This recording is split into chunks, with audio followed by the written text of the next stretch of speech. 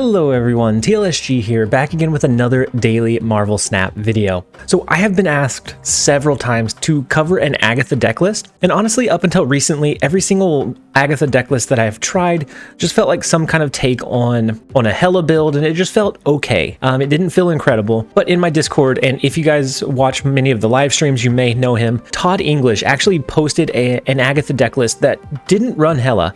It was designed around the Mr. Negative Sarah magic combo, and I thought that was really intriguing. So I built it, I tested it out some. It felt incredible. A lot of 8-cube games just because it's so strange. You don't see people running this very often. And so yes, with an Agatha, sometimes you are going to have to retreat, but the math behind this deck list all seems to check out. So by having the extra card in hand, it increases your chance of drawing Mr. Negative or having Mr. Negative in hand by turn 4 by something around 25%. That allows us to much more often having Mr. Negative on 4, on 5, and 6, and potentially 7, we're drawing our inverted cards. So the biggest ones that we want are our Devil Dino, our Iron Man, or our White Tiger are going to be the ones that benefit most from being inverted. Otherwise, it doesn't hurt any of them to be flipped. And so I'm just going to go ahead and run through the deck list really quickly and kind of explain what each of the cards are there for. And then we'll go ahead and jump into some matches. This deck list has been phenomenal, and it's really unexpected. So the opponent sees an Agatha discarded. They're usually not that worried. It typically means like a Hela deck list, very RNG and luck based. This one is still, of course, based on what you draw. It seems like it is a lot lesser so. So first up, our lowest cost card is Lady Sif. So the reason for that is that we don't want Agatha or her poor AI design to play anything else if Lady Sif is in hand. And so as long as Lady Sif is in hand by 2, she will play it. It will guarantee that we discard our Agatha at that point. If we don't draw into Lady Sif, that is what Wave is in the list for. So once Wave is played, Agatha will always prioritize herself on that following turn. So we can guarantee that Agatha will play herself by turn 4. On turn 5, we can do something like Mr. Negative if we have key cards that are left in the deck, or we can just end up doing something like Jubilee. And so you may notice that Wave is the only 3-cost card. So we only have one 2-cost card and one 3-cost card. And the reason for that is if we have either of these in hand by turn 3, Agatha will play one of the 2. She can't mess that up. No matter where she plays or what she plays, she cannot mess that placement or which card to play up at all. And then next up we have Devil Dino. Devil Dino is going to be really good in this list just in general because we're going to have that additional card that starts in our hand. So technically we will always have one additional card, so 2 additional power to the Devil Dino than we would have otherwise. Plus, Devil Dino is a huge target for getting hit with a Mr. Negative, being pulled by Jubilee, being dropped on the final turn at a 0 cost if it's inverted. Just a huge potential power push with the Devil Dino play. And then we have Jubilee. Jubilee is going to play a random card from our deck. If we don't have Mr. Negative in hand, if we don't have potentially a Devil Dino in hand, or maybe even a Ghost Rider, Jubilee is going to be a higher priority turn 4 play if we were able to get rid of our Agatha early,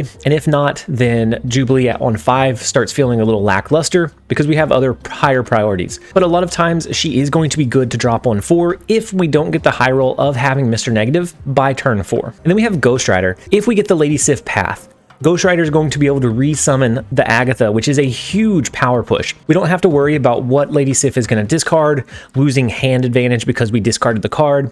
Ghost Rider is going to be able to push 16 power onto the board relatively easily, which is very formidable, especially on turn 4. And then we have Enchantress. Right now, there are so many ongoing card effects that Enchantress has a lot of good targets. You run up against the negative serotonin, as long as you can either not have initiative going into the last turn, or if they drop their ongoing cards early, you can Enchantress, a combo deck that runs something with an Onslaught, a Mystique, a Patriot, Cerebro. You're going to be able to wipe out that lane and a lot of times steal games away just by dropping the Enchantress onto the board. And then we have Mr. Negative. He's going to inverse all of the cards that are remaining in our deck. So we have a lot of good targets for this card, but by turn 4, we are going to be able to assess whether it's worth dropping Mr. Negative or not. So if we have Devil Dino, White Tiger, and Iron Man all in our hand, it may not be worth dropping the Mr. Negative over something like a Devil Dino. And then we have Iron Man. At 5 cost, 0 power, he's already a great card. If he is inverted, then that just propels it even further.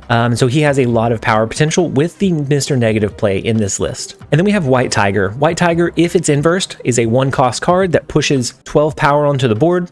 And then if not, sometimes it's going to be worth dropping to push power into a difficult to reach lane, or if Kamar Taj is on the board, we can trigger this twice. A lot of decent plays or play potential with White Tiger. And then we have Magic, everybody's favorite turn 6 card. We're going to have Magic that can be dropped on the board on turn 6 after dropping a Sarah. That way we can drop Magic and an additional card, and then on turn 7 we're going to be able to push a huge amount of power because of the extra energy and the reduced cost from Sarah. And then speaking of Sarah, we have Sarah in this list. Ongoing, your cards in your hand cost 1 less. So for all of the cards that don't get inverted, Sarah is going to be huge at allowing us to push just a little bit of additional power onto the board to try to capitalize on that late game power push. And then finally, we have the meme dream herself, which turns out is not necessarily all that bad if you build it correctly. We have Agatha at 6 cost, 13 power. She's okay, especially since we can almost always guarantee that she's going to be out of our hand by turn 4. And so that is the rundown of the deck list. Let's go ahead and jump into a few games. All right, so first up we have Sa. I don't know how to read that name. I tried several times and I almost wasted all of turn 1 trying to do it. So we have Sa, and we do have Wave in hand. We have our Mr. Negative. We don't have our Devil Dino. We don't have our Iron Man. So we know that on turn 5, as long as we keep these cards as is, then we're going to prioritize dropping Mr. Negative. And so we don't have a turn 2 play. We don't have Lady Sif in our hand. We now draw into Wave, which is going to guarantee that we drop Agatha on turn 4. And then we can do some pretty cool things with Mr. Negative on 5 because we still haven't drawn into those cards. We can drop Mr. Negative on 5, on 6, we can do a couple of cool things. It just depends on what we draw into by that point. Okay, and so even though all of the cards are equal cost, because it is Agatha, she prioritizes playing herself. And so let's go ahead and get Agatha out onto the board, and then we can look at our actual power push, our actual in-game plan.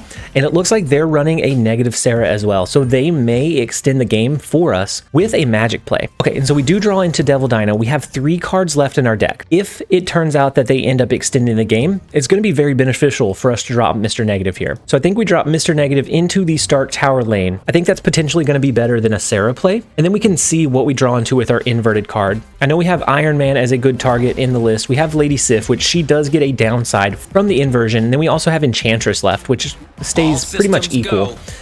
So they have a blue Marvel that buffs up all of their cards by 1 each. So we get the inverted Iron Man. So that's going to be 16. So that's going to be 32 as is. We don't have to drop any additional power here. Oh, the Bishop.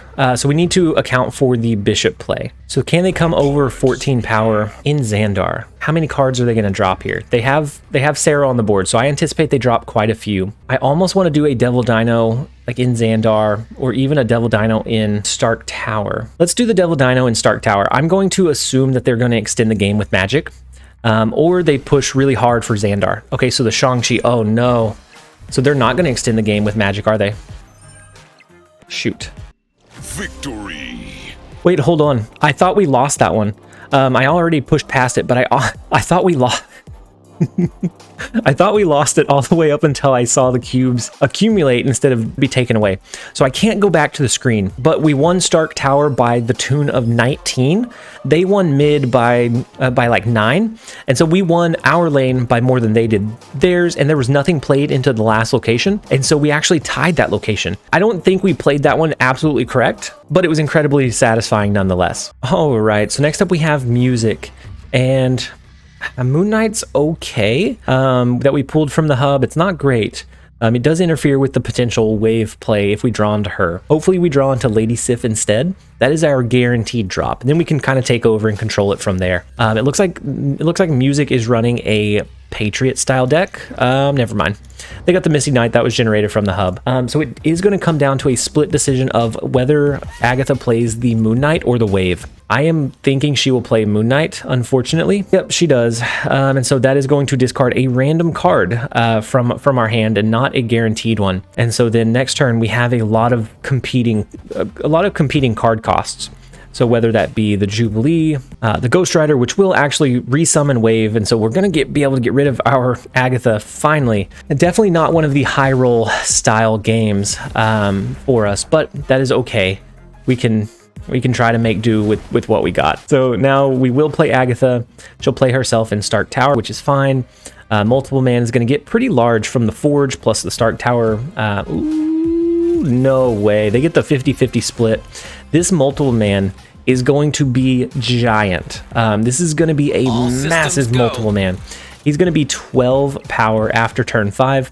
So if they do a Heimdall shift and shift everything over, he still stays here and is incredibly formidable. 4, 5, and 6 cost cards can't be played here. We have 3 cards left in our deck. We have the Lady Sif, we have Magic, and we have Iron Man. Let's go with the Devil Dino instead. It doesn't feel great, but they can't play any 4, 5, or 6 cost cards into the big house. So they can't drop a Heimdall there if that's what they're wanting to go with. If they don't go with the Heimdall, then that feels pretty bad. Oh, no way, really? They have low cost cards that they're going to push over there. Shoot. So we tie in the big house. Human Torch does get buffed up. We do win the middle location.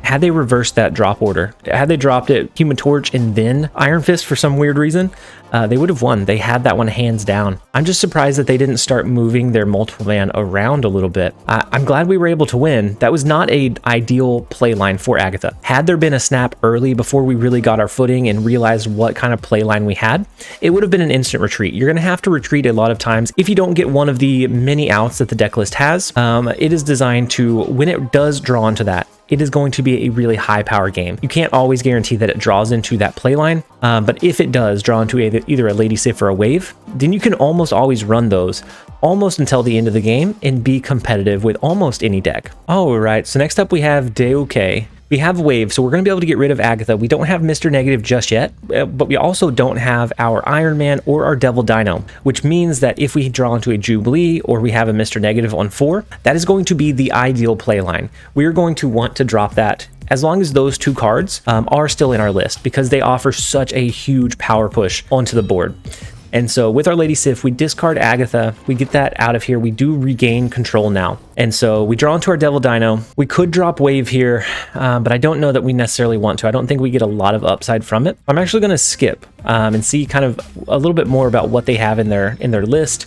And so they have an Invisible Woman. Looks like they're probably playing a pretty standard Hela deck list. I'm going to drop Mr. Negative. We always have Enchantress as an option to take care of the Invisible Woman.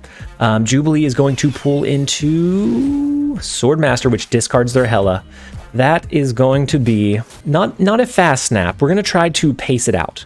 We don't want to scare them off. We're like a tender little fawn. We need to. Oh, that's a bad one. Fawns are cute. You don't want anything bad to happen to fawns. They're like something that we're hunting. They're our prey. We are hunting, and we want to set them up into a false sense of security. So we're not going to snap right away. We're actually going to take a little while on this turn, and then maybe we do just like a regular Devil Dino. Maybe we're like, oh man, we don't really have a whole lot. Actually, we need to keep 2 spaces free. Actually, no, it's here and here. Okay. So we can do the Devil Dino. That leaves 2 spaces free. 1 for us to pull into something with Jubilee, and then 2 for us to resummon Agatha here. So let's go ahead and just do the Devil Dino, and we hold Jubilee for now. I don't necessarily want to just overflood this lane or this location. And so the final turn, ooh, we get the inverted Iron Man, but I almost want to drop something in that lane first, just in case they have a leader. If they have a leader, it's going to copy the first card that we drop in the lane. Which I don't want, for our sake, I don't want that to be the Iron Man. So do we do the Ghost Rider here? We could do the Jubilee pool, which, what do we have left in our list? White Tiger or Sarah are both okay. So we can do that, and then we can drop the Iron Man. That's gonna, if it pulls into a White Tiger, that will send the White Tiger here to help us reinforce this lane. Let's go ahead and snap. If they do have a leader play, I think we keep the upside in the Devil Dino lane. Oh man, our trap didn't work. Sleepy puppy. Our trap didn't work. We wanted to lull them into a false sense of security, but it didn't quite work for us. But either way, we will take a win where we can. We will recover some of our retreats, and then we will rinse and repeat and jump back in. All right, so next up we have Ixob, and we do get Lady Sif, so we're going to be able to play that on turn 2, but nowhere is one of the locations. Agatha is dumb. Agatha may place Lady Sif into nowhere and not be able to discard herself. We will see. We'll see how it goes.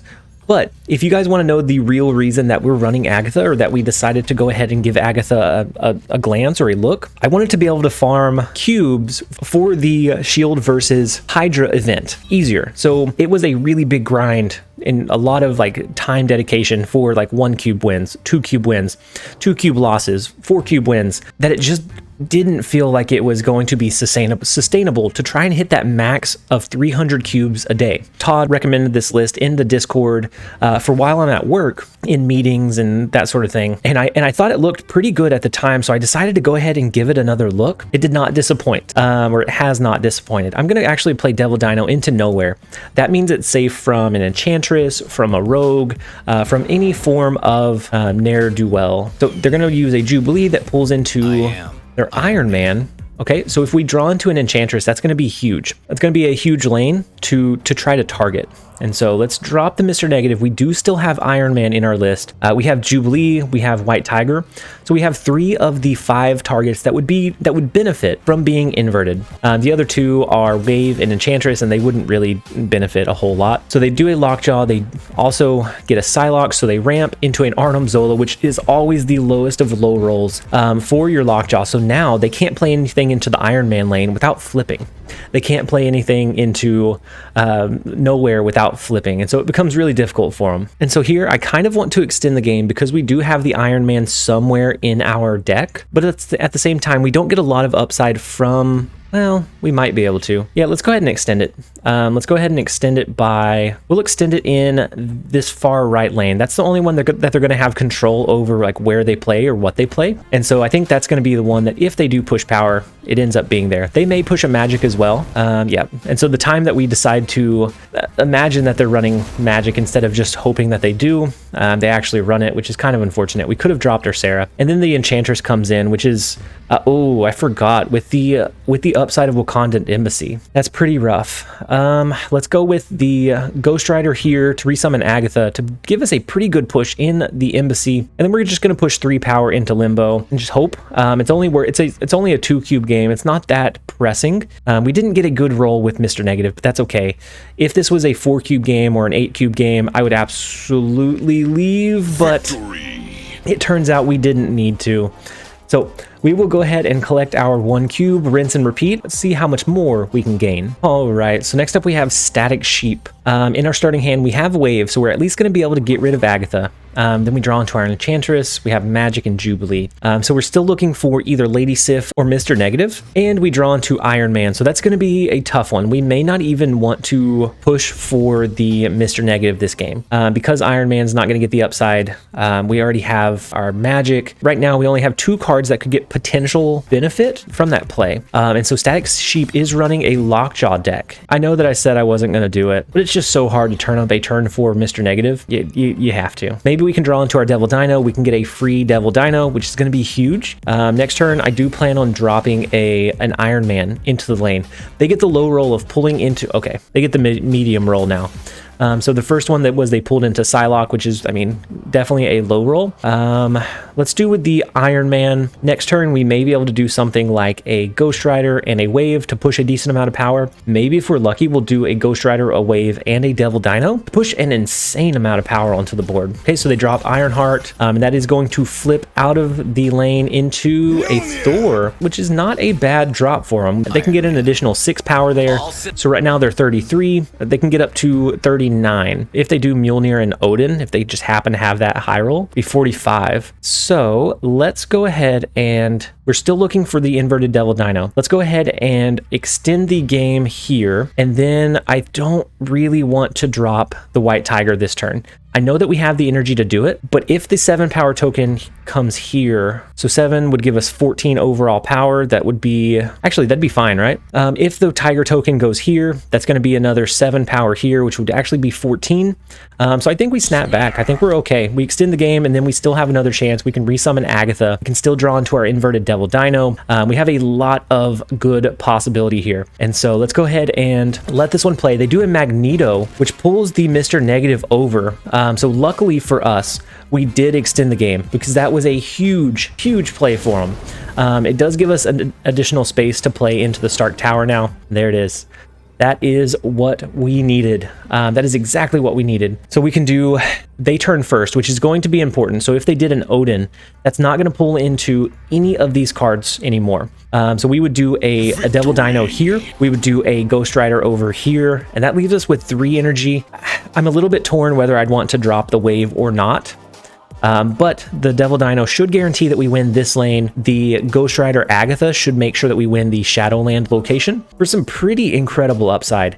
This deck list can go toe-to-toe with some really high-powered heavy hitters. If it draws into the right play line, you can steal away a lot of cubes pretty easily. All right, so next up we have Ari. In our starting hand, okay, so we do draw into Wave, so we do get that benefit. If we can draw into Mr. Negative, that's great. If not, Lady Sif would be perfect. Devil Dino is okay. I'd rather that get inverted, but if it doesn't, it's a large power play regardless. Okay, so we discarded our magic, so we need to keep that in mind. We can always resummon a magic now with the Ghost Rider, which is going to be a kind of sneaky way to bring it back.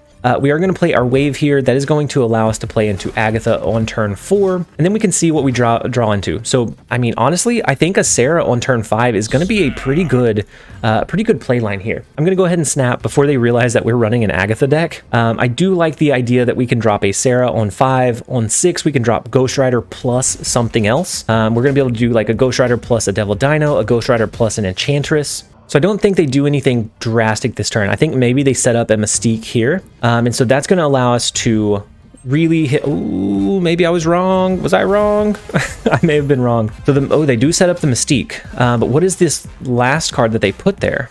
A Black Widow. Oh my lord. So we get a lot of Widow's Bites into our hand, which feels really, really, really bad. We have initiative going into this last turn, so we're going to be able to cancel out their Wong and their Mystique. Oh my gosh, what a play. What a play, what a play. So I'm wondering if it's even worth dropping the Widow's Bites. Honestly, the Widow's Bites helps buff our Devil Dino up. We don't have the chance. I mean, this is technically the last turn. So all we have to do, cancel out their power here. We have 10 power here. We can do the Enchantress and a Devil Dino. I think that gives a pretty good split power. I don't know that they can do anything here. I think what they're going to hope for is something like an Iron. I don't know. I don't know what they're going to hope for. They might honestly do a magic of their own, but let's go ahead and let it play out. I think the Enchantress play is interesting. It's an interesting play line. So they do drop a card over into Atlantis, which I can only assume is the magic to set up something bigger for a late game play.